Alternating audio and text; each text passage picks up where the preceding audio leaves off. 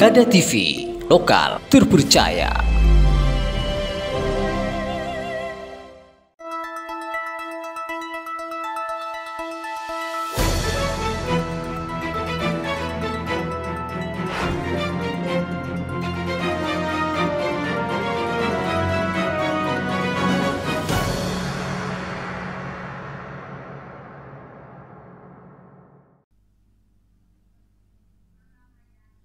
Pemkot Surabaya, Jawa Timur mulai menggelar vaksinasi hewan ternak tahap 1 sebagai upaya antisipasi dan pencegahan wabah penyakit mulut dan kuku.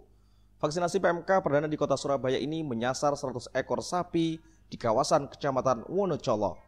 Pemirsa, itulah tadi sejumlah informasi malam ini. Saya Fandi Maulana, terima kasih atas kebersamaan Anda.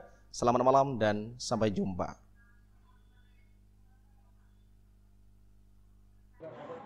Kepala Dinas Ketahanan Pangan dan Pertanian Kota Surabaya telah menerima 600 dosis vaksin dari Dinas Peternakan Provinsi Jawa Timur pada 24 Juni 2022. Target vaksinasi PMK tahap 1 ini adalah sebanyak 600 ekor sapi perah dan sapi potong yang tidak akan disembelih minimal 1 tahun.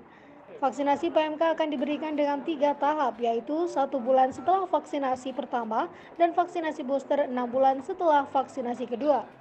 Vaksin tersebut diperbolehkan diberikan kepada anak sapi yang telah berusia minimal 2 minggu.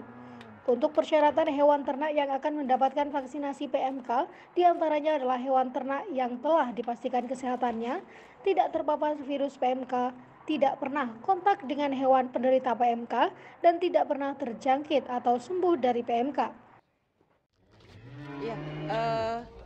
Vaksinasi ini dilakukan sesuai dengan dari pusat karena kami kemarin menerima vaksin sebanyak 600 dosis dan hari ini kita melakukan di Kecamatan Wonocolo itu dengan pertimbangan karena dalam 1 botol itu harus habis hari ini juga, ini 100 dosis.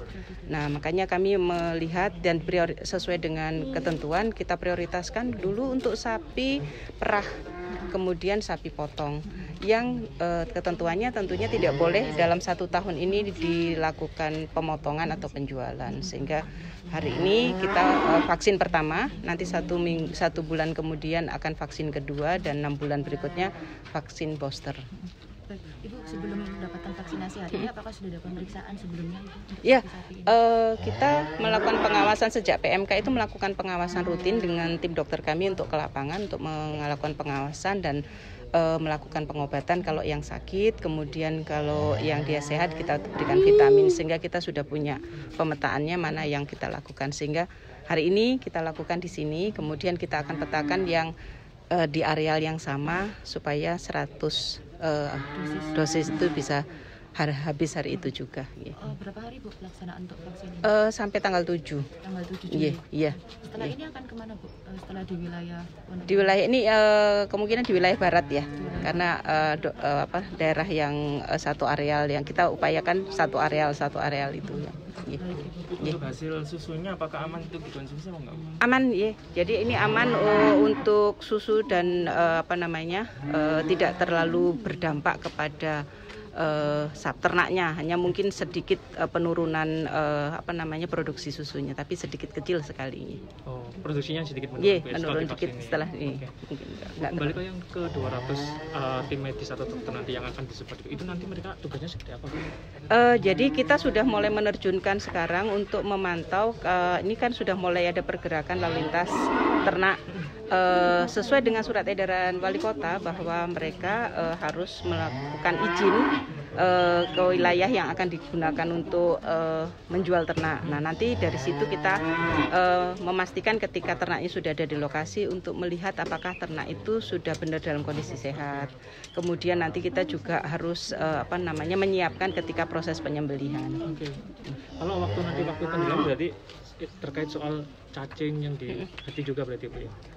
Ya, jadi kalau kita pedomannya sesuai dengan yang di surat edaran itu bahwa proses penyembelihan ini karena untuk mengantisipasi kondisi PMK maka dia harus aman, tidak menularkan kemudian juga harus memutus mata rantai karena memang disarankan dilakukan pemotongan di RPH, tetapi karena tidak memungkinkan itu di RPH semua, maka dipotong di tempat-tempat lain. Nah, ini proses pemotongan itu sudah ada ketentuannya di dalam surat edaran itu. Kalau misalkan ada temuan kayak gitu nanti tindakannya seperti apa? Kita menyarankan untuk kalau ditemukan kayak cacing dan sebagainya, kita meminta untuk dimusnahkan, untuk tidak di Seluruh dagingnya? bukan di bagian-bagian tertentu. Termasuk ini PMK ini kan bagian-bagian tertentu yang diserang seperti jeroan, kaki dan leher, kepala. Tapi itu dimungkinkan dia kalau dia direbus. Setelah direbus, maka dia tidak akan menularkan, akan mati virusnya. Nah, beberapa pedoman yang kita sampaikan secara medis itu sudah dituangkan di dalam surat edaran. Jadi artinya kalau ketemu Jadi bagaimana kita tidak boleh dia dicuci, tidak boleh ketika pemotongan itu nanti setelah pemotongan itu desinfektan sebelum dan setelah pelaksanaan seluruh alat-alatnya itu termasuk tidak boleh mencuci supaya tidak mengalir airnya yang menyebabkan menyebarnya virus. Saya langsung dibuang di sana. Ya. Sejak merebaknya wabah PMK, DKPP Kota Surabaya terus bergerak cepat melakukan pengawasan rutin dengan menerjunkan tim dokter di beberapa peternakan di Kota Pahlawan. Para petugas medik, paramedik, veteriner tersebut melakukan pengawasan dan memberikan pengobatan untuk hewan ternak yang sakit. Sedangkan untuk hasil produksi susu sapi perah yang sudah mendapatkan vaksinasi PMK bahwa susu tersebut aman dikonsumsi. Di sisi lain, menjelang Hari Raya Idul Adha 1443 Hijriah, para petugas medik, paramedik, veteriner DKPP Kota Surabaya sudah diterjunkan untuk memastikan kesehatan hewan ternak yang masuk ke wilayah Kota Pahlawan aman untuk kurban. Dari Surabaya, Jawa Timur, Tim Liputan Gada TV melaporkan.